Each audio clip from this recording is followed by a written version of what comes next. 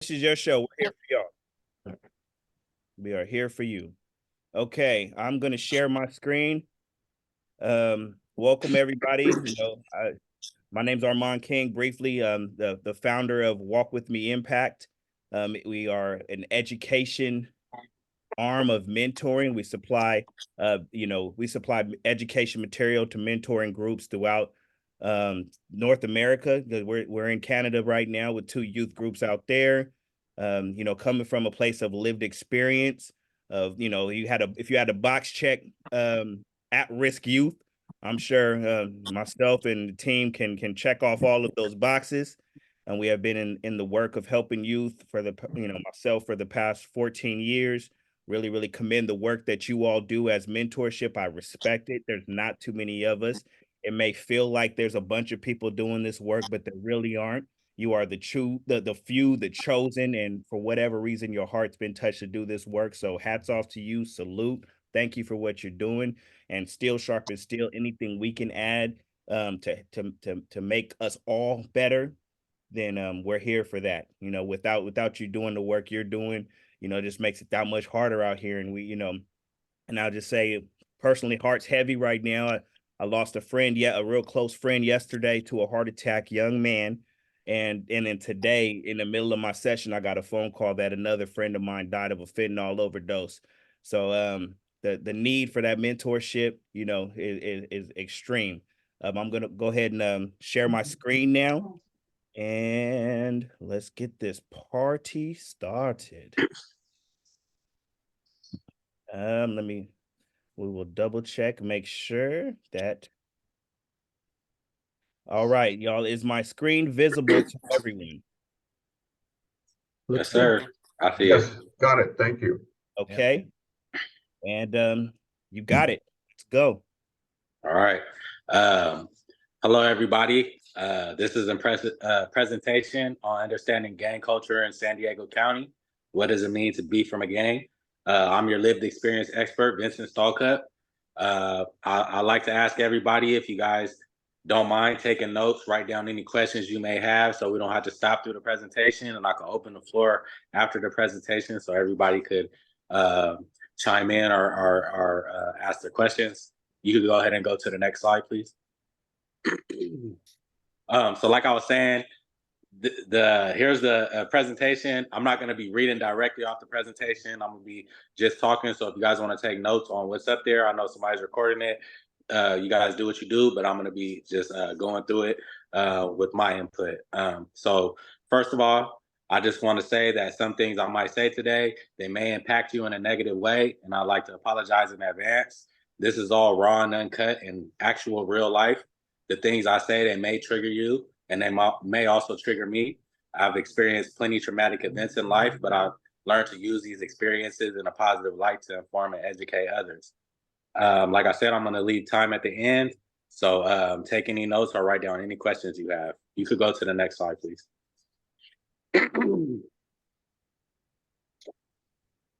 So once again, my name is Vincent. I was born and raised in San Diego, California. I lived all over from North Park in the 90s, City Heights, South Bay, Southeast, and a couple parts of East County as well. Living all over with different family members all through my childhood, I was exposed to anything you could think of, most at-risk youth face, such as drug abuse, alcohol abuse, domestic violence, child abuse, drugs, and seeing family members going to jail. I spent most of my middle school and high school days in back and forth between Spring Valley and Skyline and Paradise Hills, which is when I started to get involved in so-called gang activities. Most of these activities were burglaries and robberies and maybe a couple fights. But by the age of 21, I found myself in county jail for the third time, and I ended up being indicted by the feds for these criminal activities I was taking part in. I've been exposed to many traumatic events, including being shot, stabbed, jumped, and so on. I left the street life behind me. Since then, I've graduated college. I have a degree in social work. I'm also on an alcohol and drug counseling program as well as mental health work program. And I also work for many nonprofit organizations and programs to help at-risk youth like I once was. You can skip to the next slide.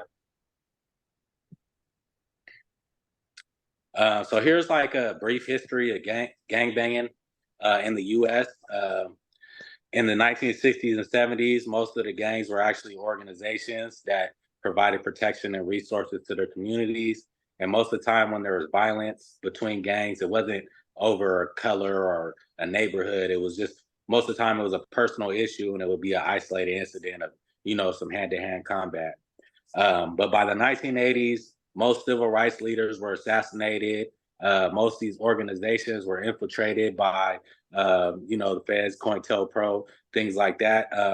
A lot of the fights, they start turning into gunplay, and then as well as the crack epidemic started in the mid 80s. During this time, most gangs started to lose structure. More and more leaders were falling victim to gun violence as well as mass incarceration. And then the 1990s came, and as we know, I would say the violence probably increased, but I would say more so the media outlets portrayed it more, and stigmas were thrown on gang members and gangs at that time. Around the 2000s, cliques started. These are like smaller hybrid gangs and smaller communities. These came about due to lost allegiances and so many internal conflicts in the bigger gangs. Most of these cliques, they were started by kids who wanted to stay away from the gun violence and instead chose hand-to-hand combat.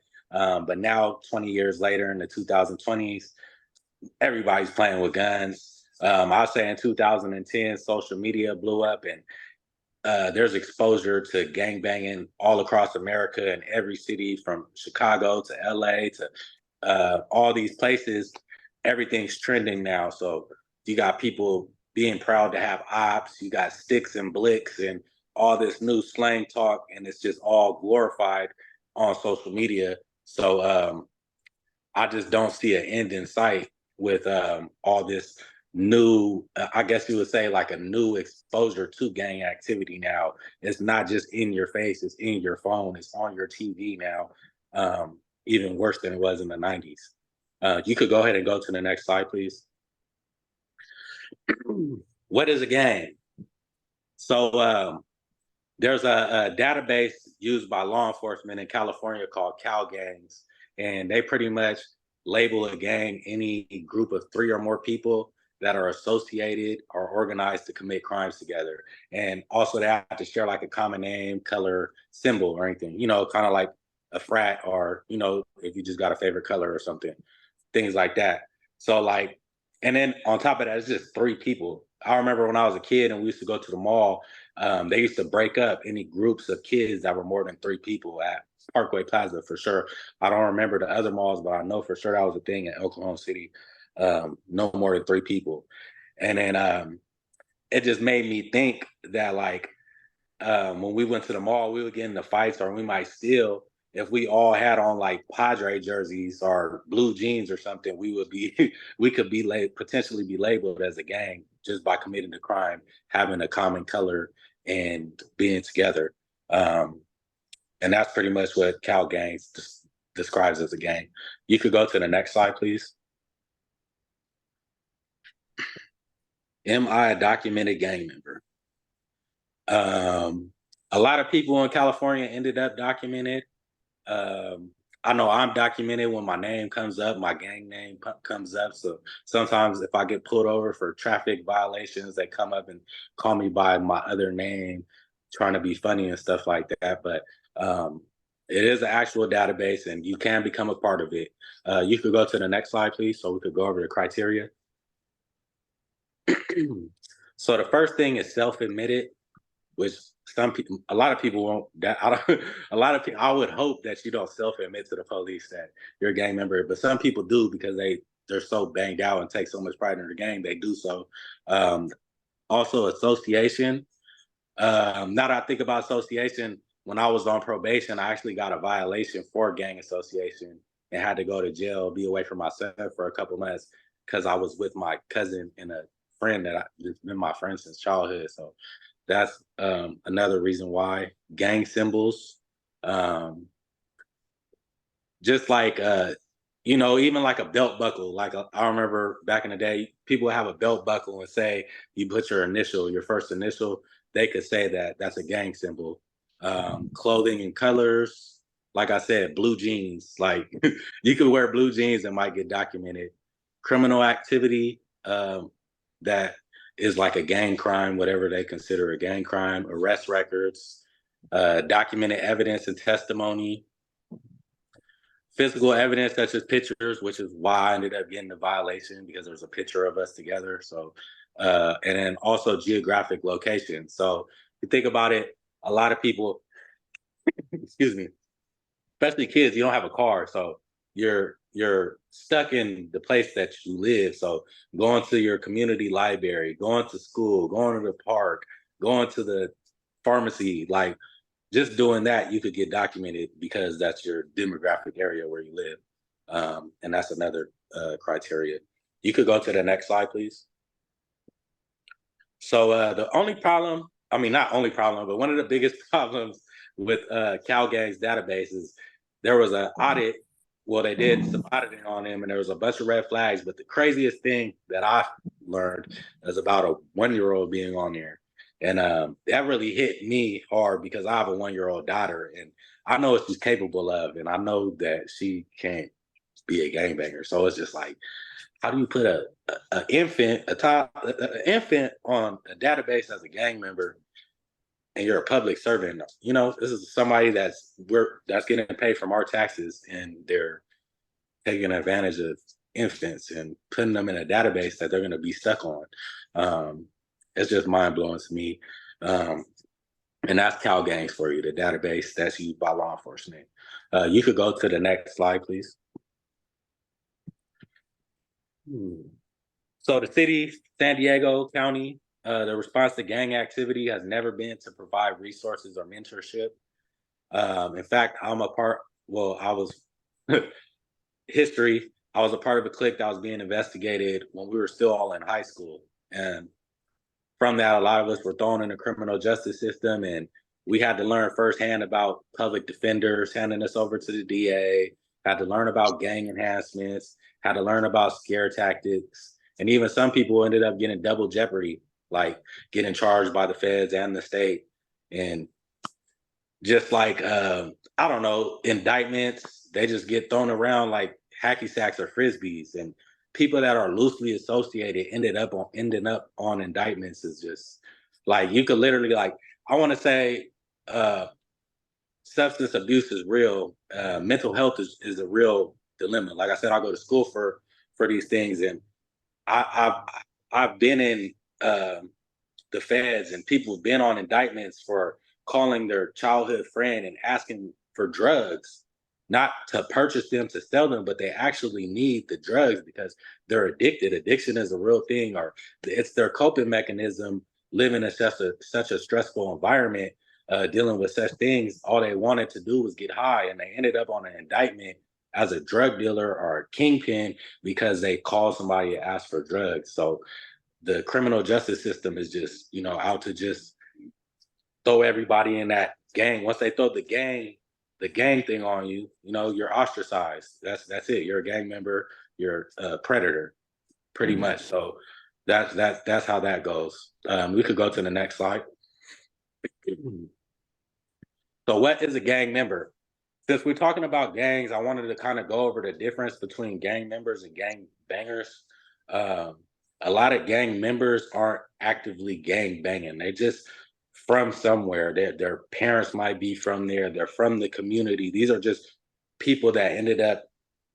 It's like joining the Boy Scouts. It's like joining the frat. It's what they do. It's a pride thing, and they pick up where their parents left off, or they're from that community, and it's like I said, it's a pride thing. It's just like a lot of gang members work regular jobs, they go to school, or they're athletes.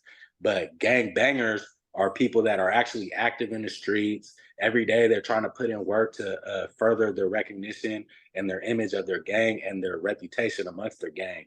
You won't really catch a gang banger going to school, playing sports. Well, you might, but he has to tone that gang banging down when he does that. So like I said, a gang banger is somebody more active in the streets, and they actually live to further the recognition of their gang and the gang's image. So I just wanted to clarify the difference between the two, because gang members get thrown into that same bag as gang bangers, and like I said, it's more of a pride thing for them.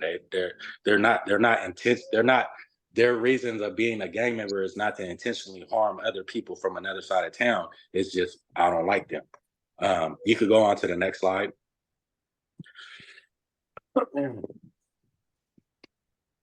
So why do kids join gangs? That's a good question. It's kind of like, what do the kids do that aren't smart enough to be valedictorians, or you're not strong or fast enough to be a basketball star or a football star? You're not creative enough to make an art, write music, write a play, act. You might not have those type of capabilities or talents.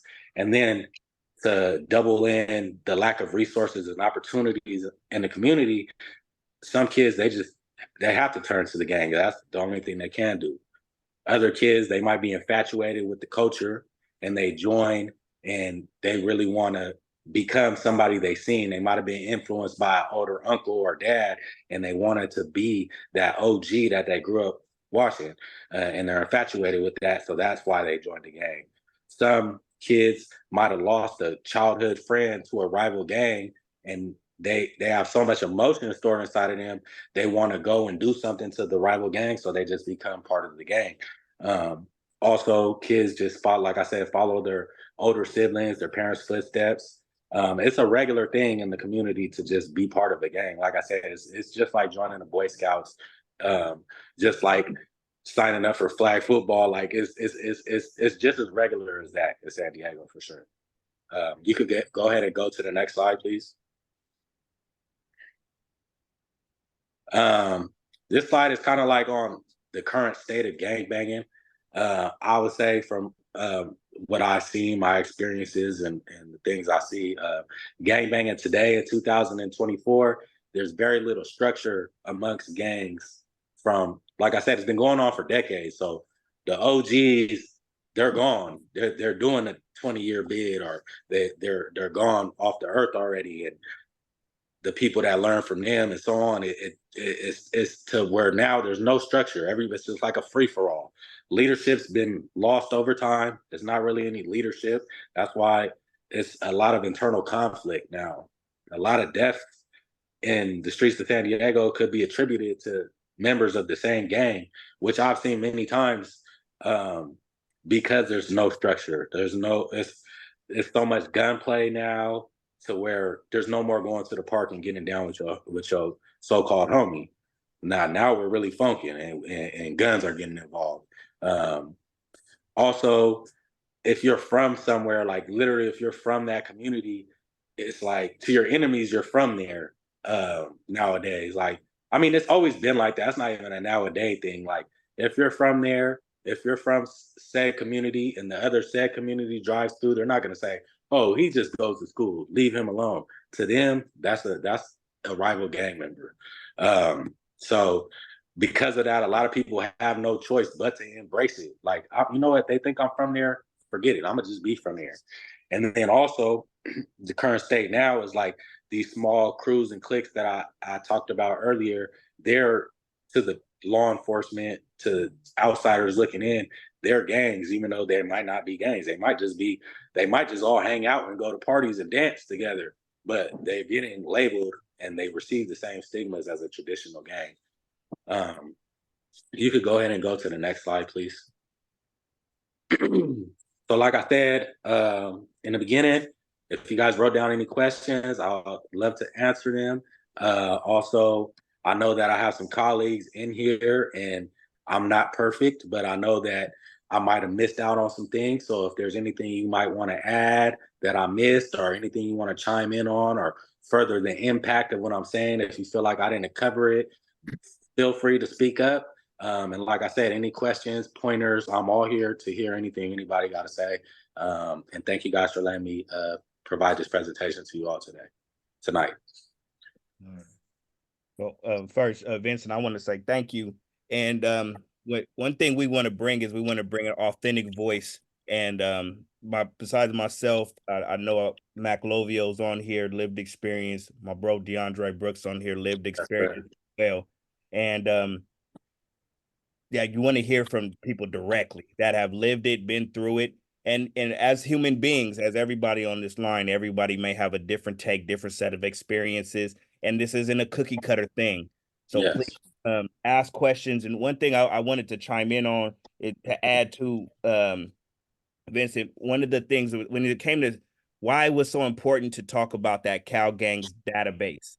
Once a kid and the youth you're working with is wrapped into that labeled a gang member, it doesn't help them to deter them from being a gang member. It actually brings them back. It makes them more inclined to be from that gang. The sentencing enhancement for, I'll say something as simple as stealing a candy bar. What is a gang crime? And they'll label our youth that you do a regular crime of being an impoverished kid in the community, you get in a fight, you have that gang stigma labeled. Now you're what would have been a probation adds 5 years. What would have been a 5 year sentence adds Add 10, another adds five. another 10 years. And Right. so now you have a kid who would not have been penalized as much now wrapped into that prison industrial complex. And now what's that person's mentality when they come out now? So a lot of the youth we're working with have had these stigmas placed on them. In that admittance, like one of the criteria was you admitting you're from a gang. One way I know that kids are tricked into saying where they're from is when they ask a kid, "Where do you live?" And a lot Right. of these communities within San Diego, they have specific names. And me as an adult just learned these names. I'm from San Diego. Right. Right. If someone asked me, "Where do you live?" I would say Skyline. That's not the name of the community. The name of the community is Skyline Hills.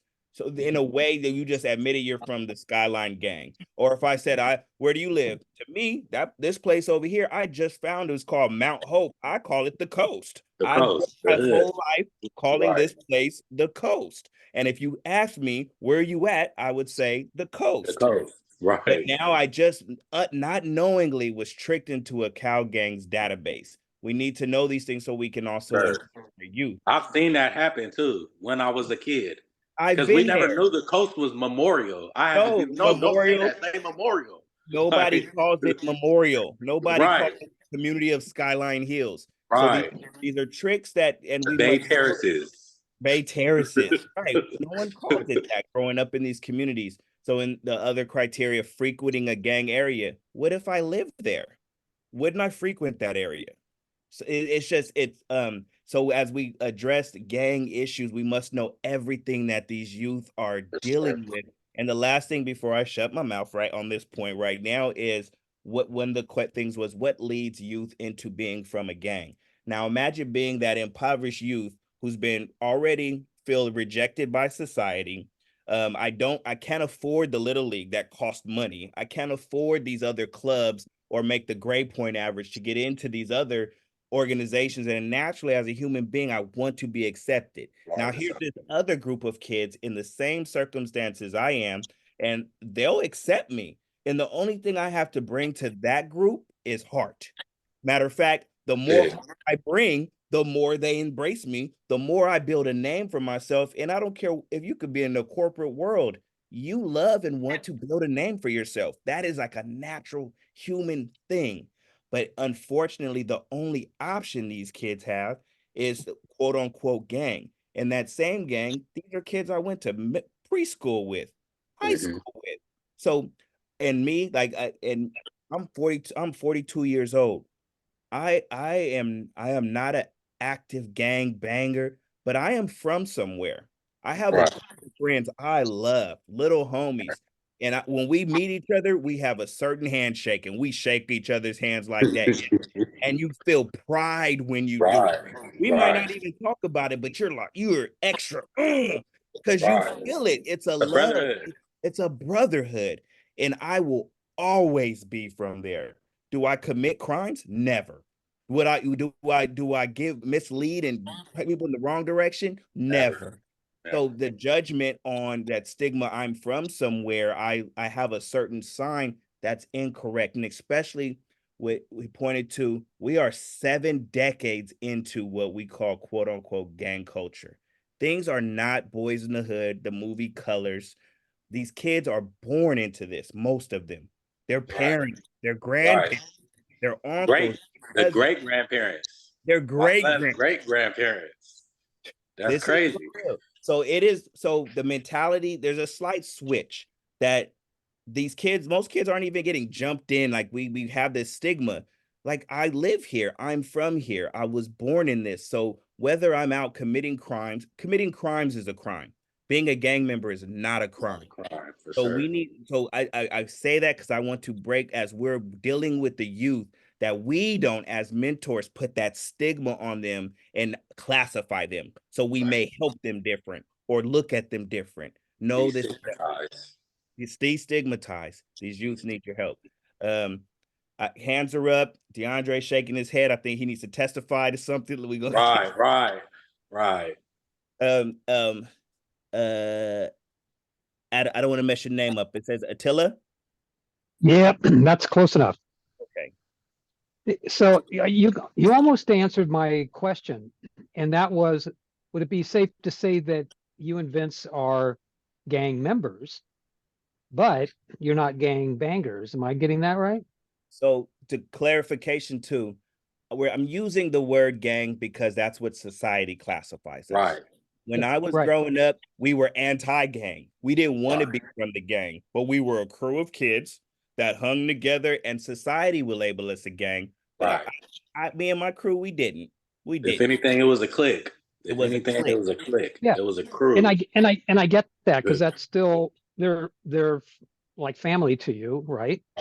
And but with your status with your gang, it's not like you got to get jumped out or anything like that, right? I'm I'm just familiar Uh, working with like some of the I, Vista homeboys. right. I could speak on it because it's like I could say not my generation, but we stopped it. There's no more recruiting young men, young kids to be pushing our crew, our clique, because you weren't even there. Like, not to say not just because it's also a positive thing, but even to throw that to the side, it's like you weren't there. You didn't share that brotherhood with us. You weren't at these parties with us. You didn't go to the mall with us. So it's no point to even join our brotherhood. So there's no status for new youth in our community because we're showing them we're putting them in the right direction before we put them in the wrong direction at this point in time. How I could say for my clique in general, for And, sure. So and bro, Vince, let, let so me Vince, let me add in, Bruce, really quick, two piece of that. So there are different nuances for different groups. And there are some people out there that may have that jump out, jump in. There are, and then when you get to the mixture of you have, I'm going stereotype here.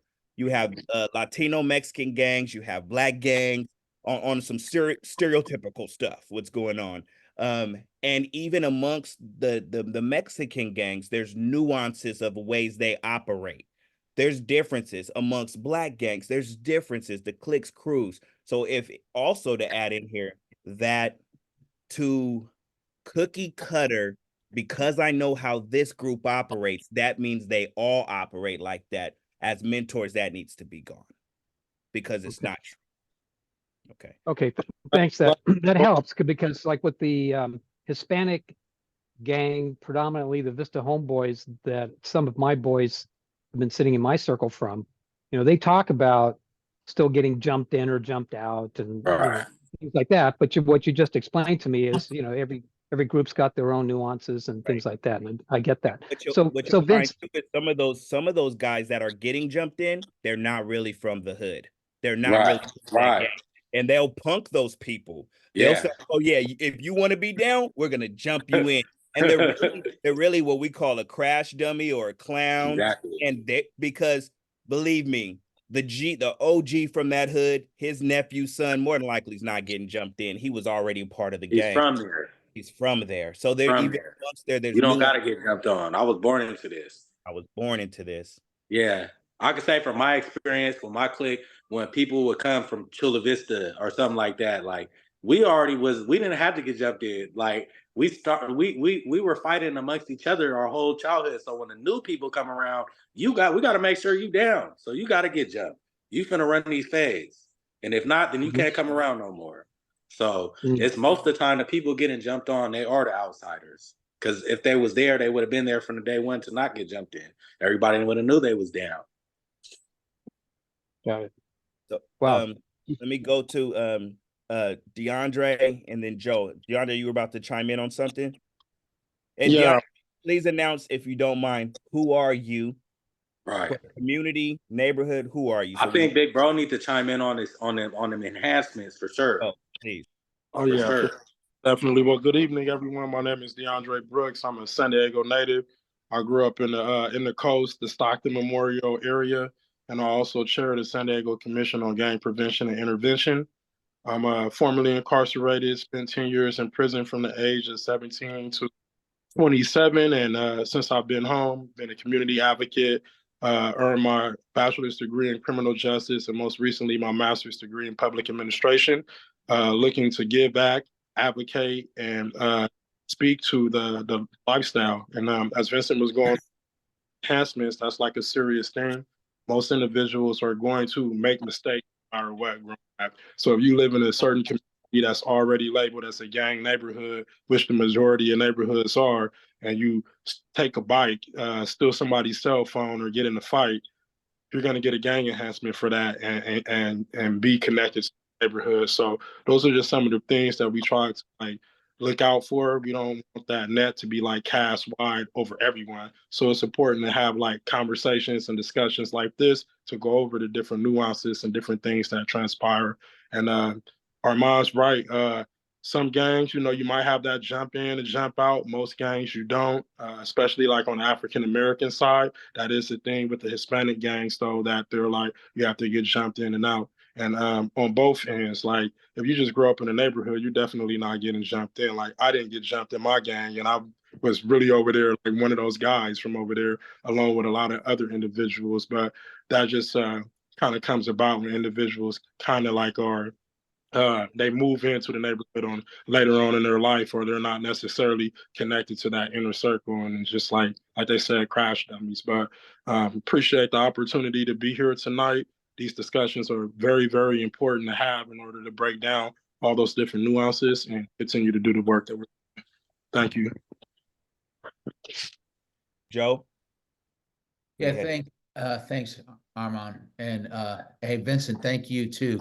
This has been super helpful and insightful, and kind of has it's raised some questions to because it sounds to me like there's a couple of systemic things going on here. One, with the culture, where there's an expectation that if you're with three guys, you're in a gang, like or a clique. Mm-hmm. And then systemically with the cow gang identification, Right. like I mean, like what came first, the chicken or the egg, Right. and it almost sounds like culturally you can't not be in a gang. Did I get that right?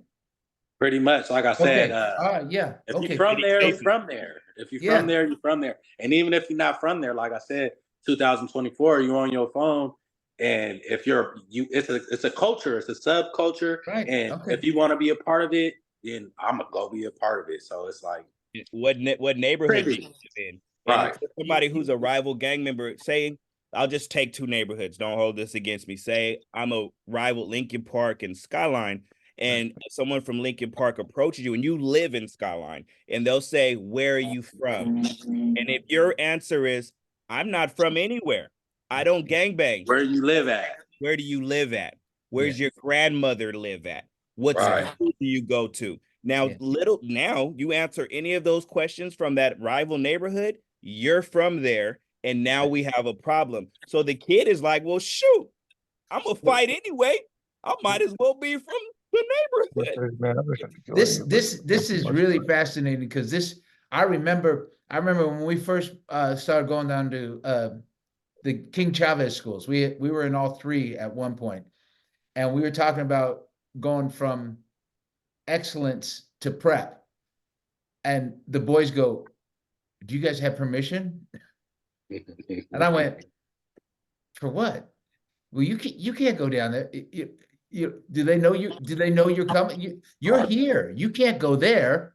Right. Like you couldn't be a part of their clique and then go to another neighborhood and be a part of that clique.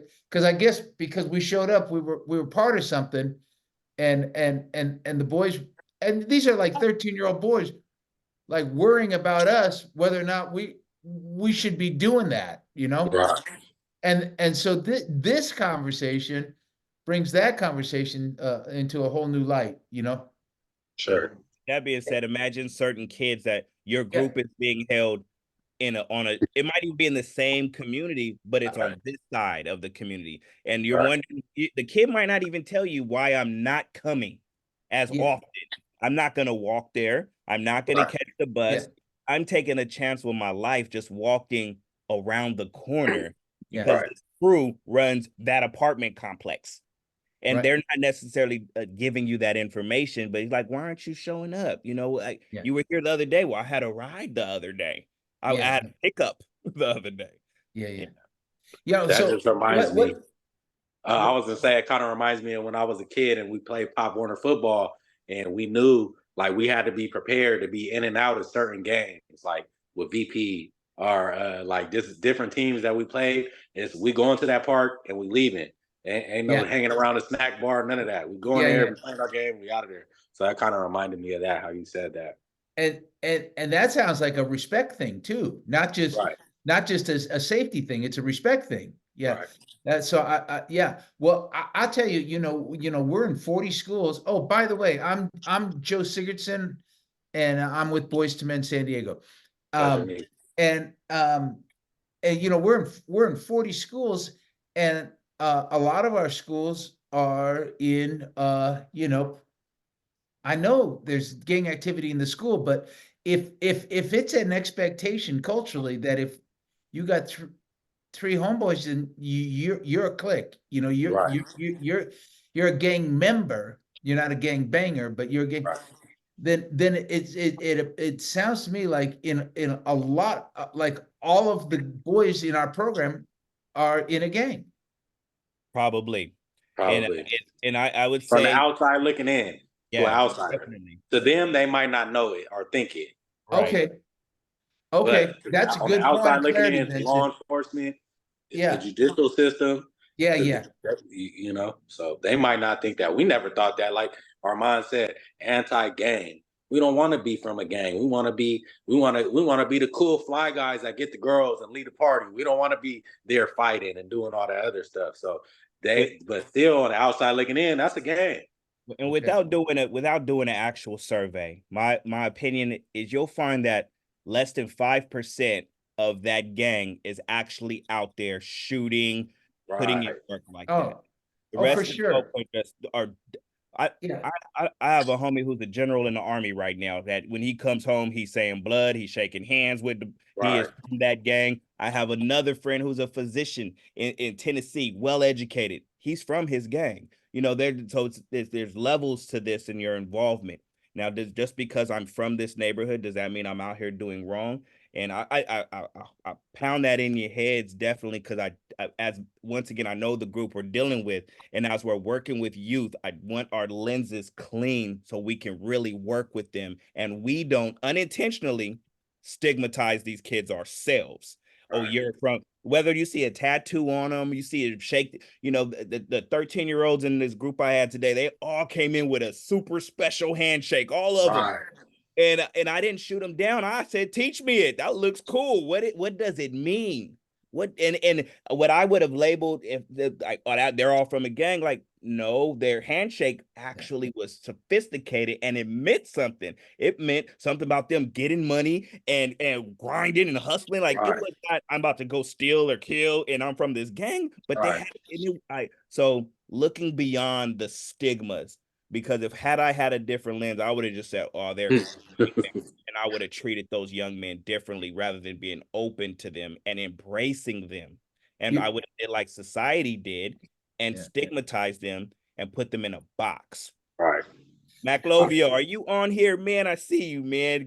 Can we hear from you, man, from your standpoint? He might just be listening in. I see him on the corner right there. But do we any questions from anybody, please dig in, take this time. You have Right. experts on the line from Right. incarcerated. There go Mac Lovio's beautiful face.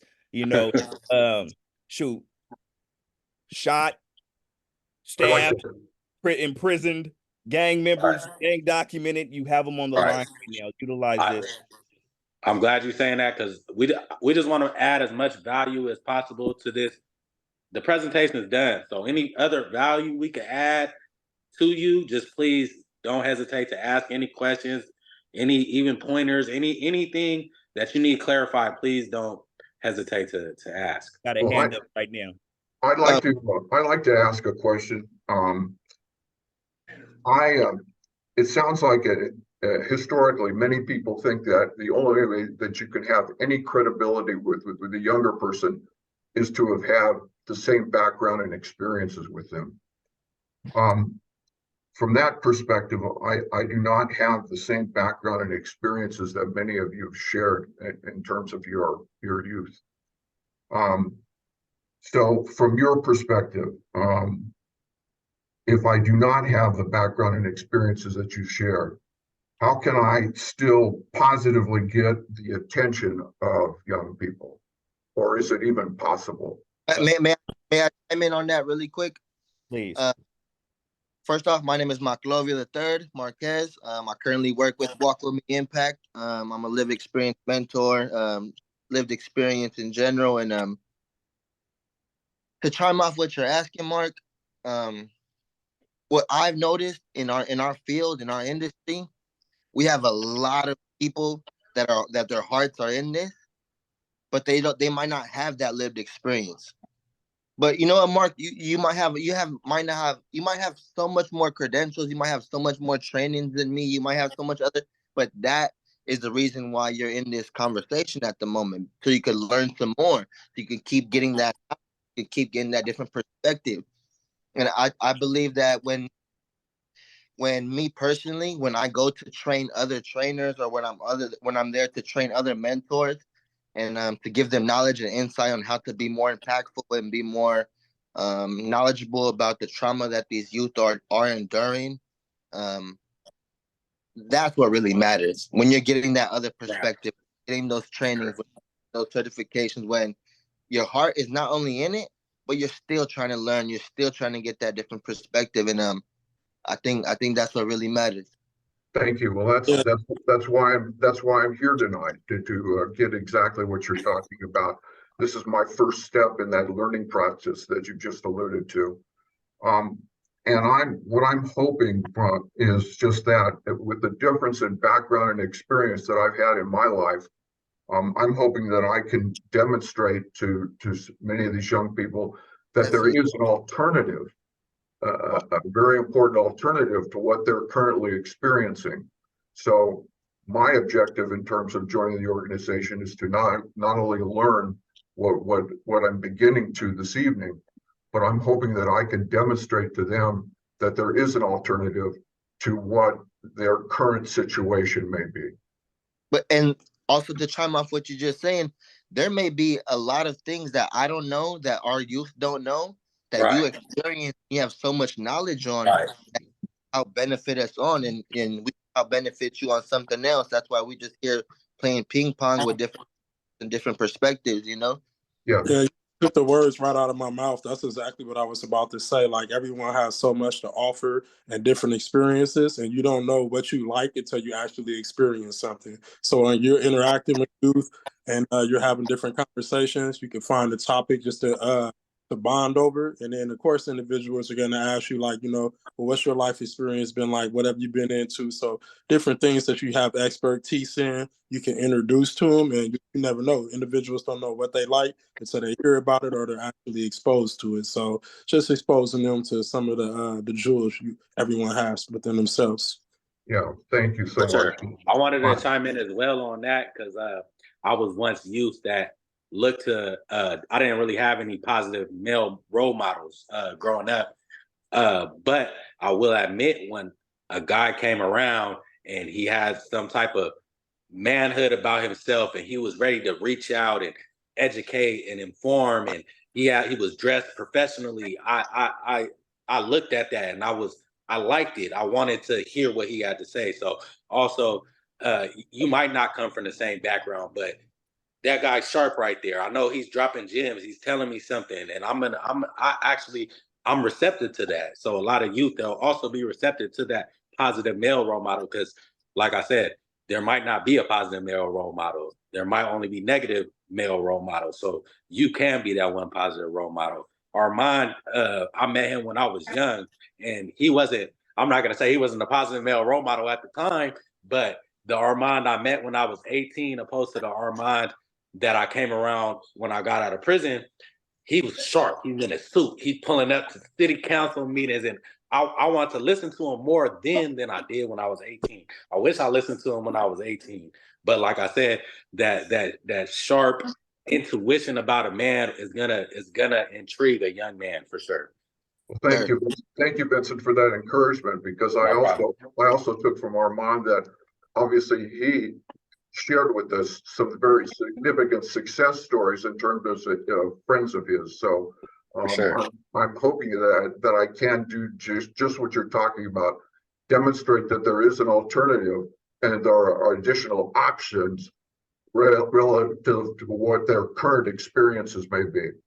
Definitely. Absolutely. And just know don't let the lack of lived experience stop you from helping the youth, as it's not, because you are doing this. I don't want this to we need these kids, even amongst this group, we need 1,000 times this amount to really help as many youth are out there. So you get as like being a part of this, getting your knowledge up on these little nuances, and bring you to the mentoring experience.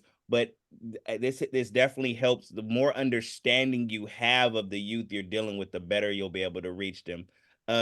Brother Atia, sorry, I know I messed your name up. I apologize. Your hand's been up. Go ahead, sir. We can't hear you.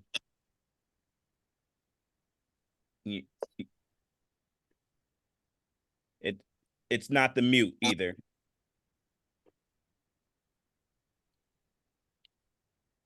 No, sir. I believe Franco, and I'm gonna throw him under the bus. On top of the bus, I see Johnny Salez came on, and he's a product of. He was once a member of Boys to Men in high school. He's joined in. I see him on the corner. Go ahead, Franco. Thank you, Armand. Thank you, Vincent. Thank you. Thank you, McLovin. Thank you guys for being a part of this workshop. My question to you guys is, what is the best approach that you ever got as a youth, maybe that helped you make that pivot into staying away from game banging and all that? What is something that was mostly impactful for you, that you saw in a mentor, and like just to receive some feedback on what are the best strategies to approach someone in a group that we may know are going to get jumped in, or are thinking of teeter-tottering between not being in a gang and being in a gang. What type of encouragement in that moment could be the most needed?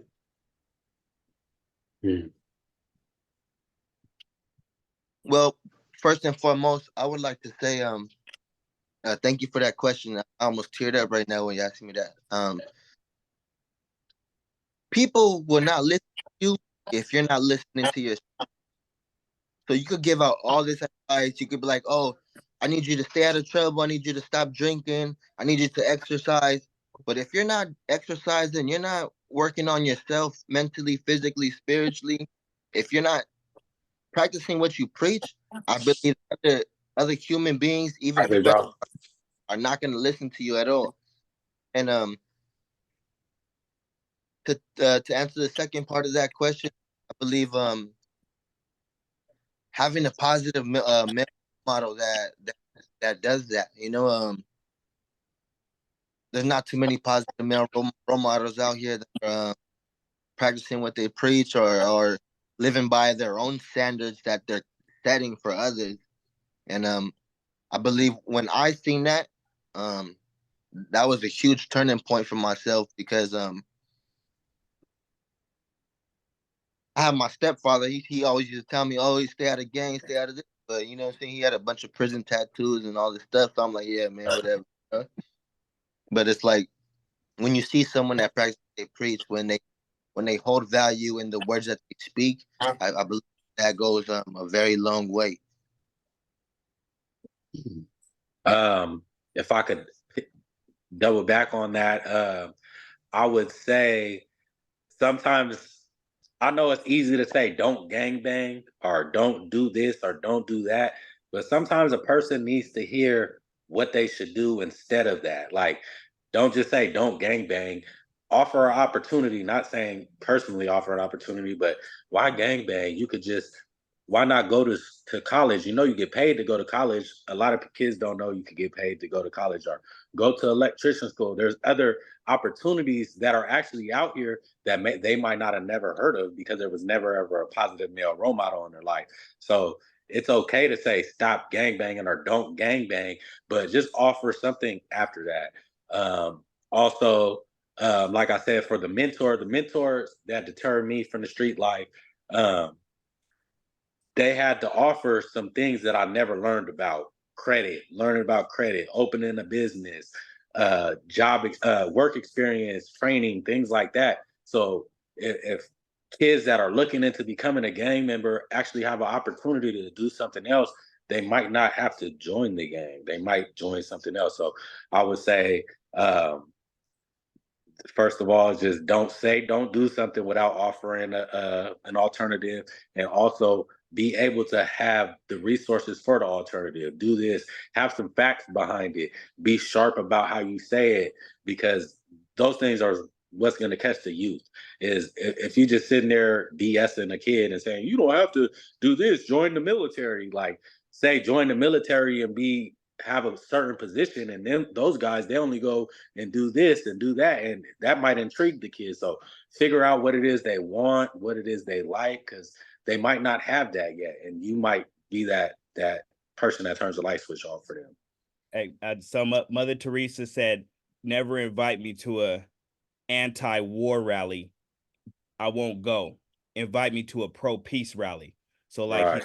instead of saying, "Don't gangbang, don't join that gang, don't get joined in." Well, do you have something else for me? So if you're going to come at that kid, have an alternative, have an opportunity. Like I can't go tell somebody who's been selling drugs to support their family, putting a roof over their head, "Hey, stop selling drugs, is bad."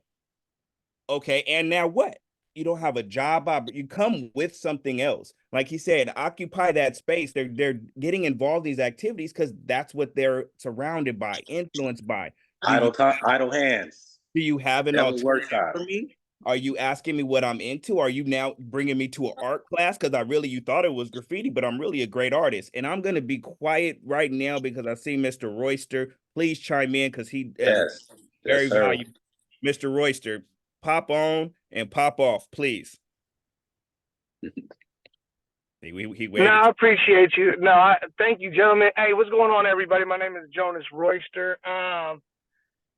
Lived the life here from San Diego, born and raised, went to the prison, turned my life situation into a book. And from that book, I've won multiple awards on that book. I'm a best-selling author, and I'm a credible messenger. My whole goal is, just so y'all know a little about me just real fast, is that just to give some good game to these youth. And that's what you guys are doing. That's what mentoring is about. Good game. Good game. All game is information, good information, right? And the question was like, it was posed, how do we, have those conversations to get someone from not to gangbang? And all the answers are great. And I just wanted to add mine is let it not be come from a non-judgmental place. Create that safe place. Right? No one wants to be judged in what it is, whatever it is you may feel they're doing. As I mentor, as I facilitate programs, one of the things I hear most often from the men and the gentlemen, the youth to the adults is like, "Damn, Jonas, you created a safe place for us to have open conversation." Right. Open conversation, when we build that rapport with a youth, with an adult, with that person, goes that much further. It'll go a lot further than even, telling the do's and the don'ts. But actually understanding who this person is for who they are, right? Everyone's lifestyle is different. Everyone had different choices to make. And when we can create a safe space for them to share, that makes it that much easier for us to suggest a different opinion, suggest a different route.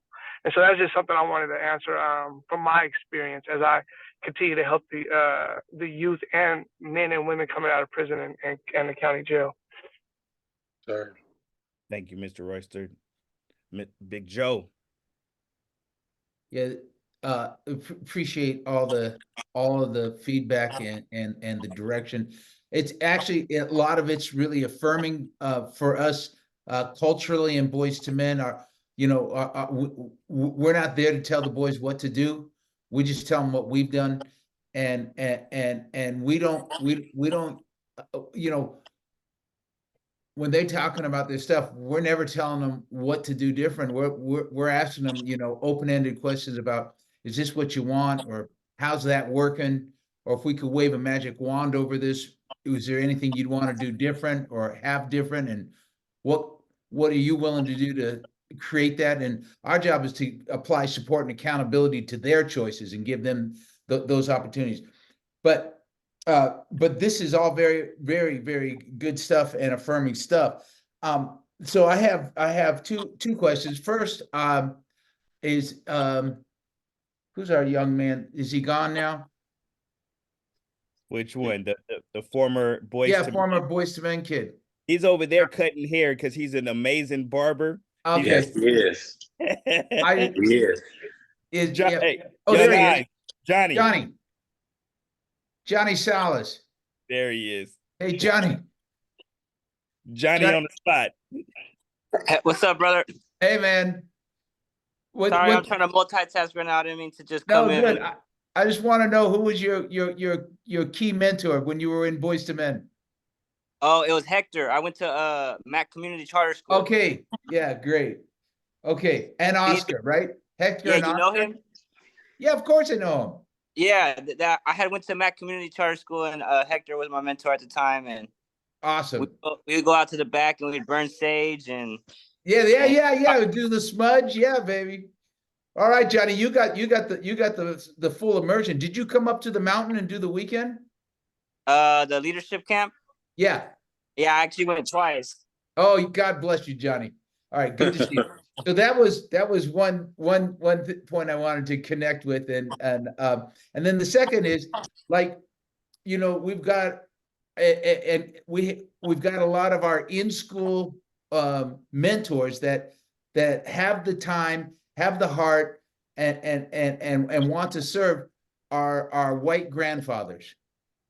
So we have our white grandfathers that really want to be of service. What is your best advice to our white grandfathers for how to best connect and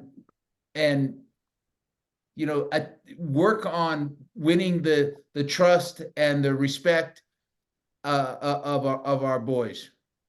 I'll take this and before we close out too. That great question and a great closing question, especially dealing with this group. Once again, thank you for what you do. The white grandfathers and the black grandfathers, even them black grandpas are not disconnected, but they have the heart, they have the time, but they might not understand the current nuances of what's going on. So your question was, what is the best thing they can do? So I'll start at the best. The best is, this is a start. Connect with those closest to those youth that you are working with, so you can first, how do you address, like a doctor, how does a doctor address the ailment in a patient without understanding the ailment? So the best solution is knowing what exactly you're dealing with. I go into a doctor's office and say, I have a lump in my side, and the doctor takes the scalpel to my big toe.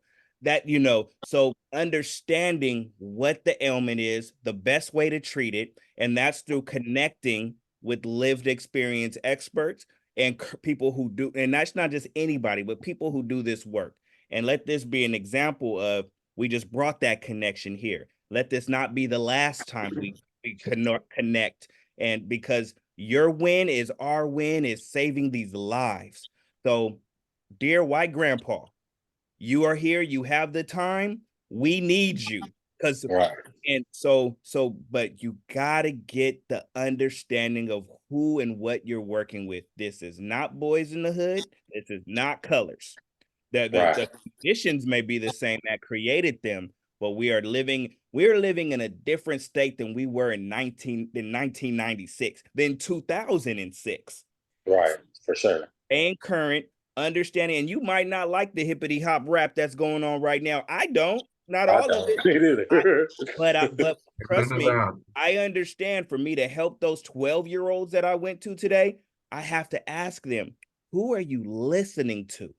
So I can go listen and know. I have to know, because I will miss key ingredients, key stuff they're saying. Who is the music is the main director. We don't have a Martin Luther King, a Cesar Chavez.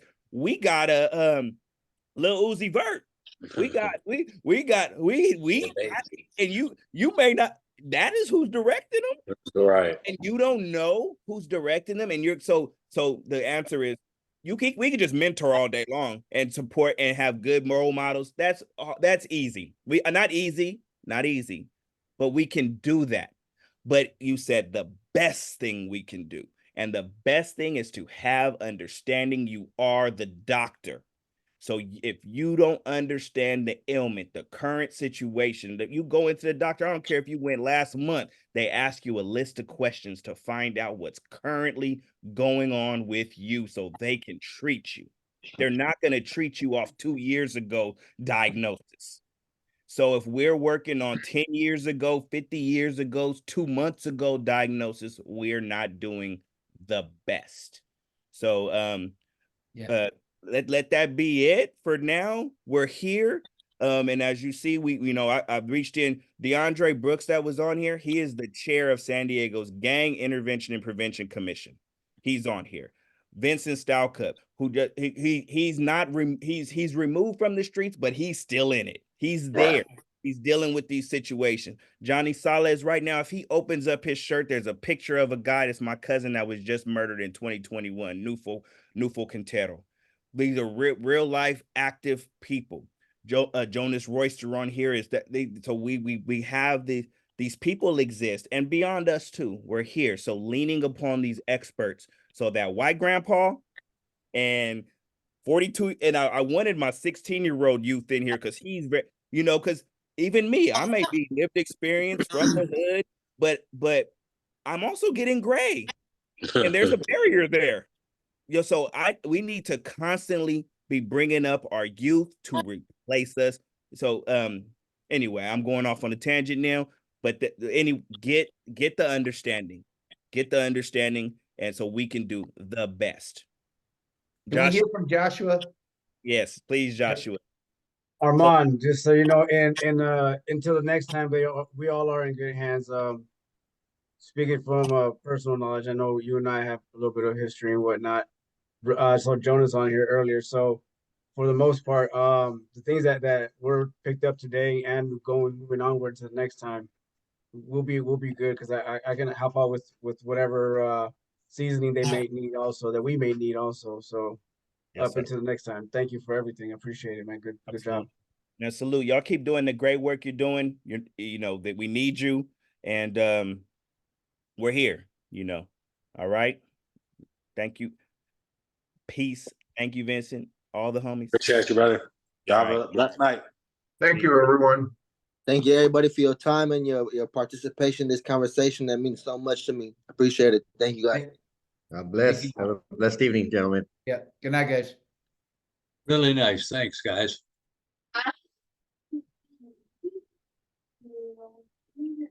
Pa-pam. Thanks for having me. I'll catch you guys on the next one. Yeah, thanks, Johnny. Good night. Tom, do you have a minute?